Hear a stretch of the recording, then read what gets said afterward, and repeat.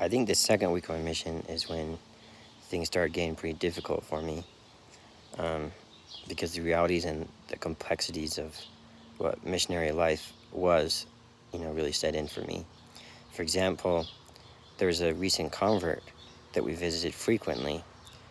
However, she had dementia, and her brother, who she lived with, had Alzheimer's.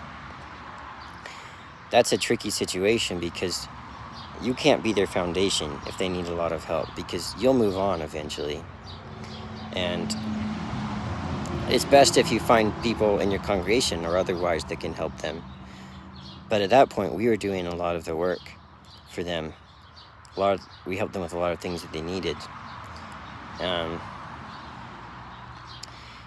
And while I think service is always good, I think it brings substance to your soul and makes you better. But as a missionary, as a full-time missionary, your purpose is to bring others unto Jesus Christ. And so it's really important that you keep that focus in mind and not be doing things that are just chores for people if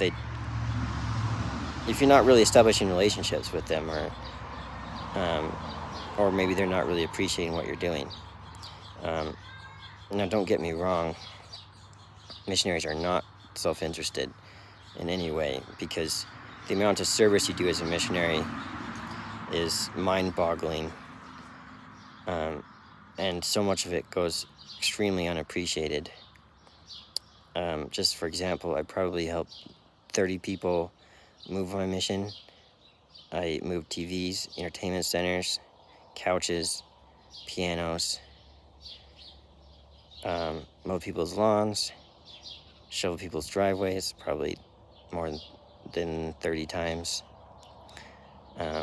cleaned houses and cleaned sheds and put in fence posts, everything you can think of. And that was all great.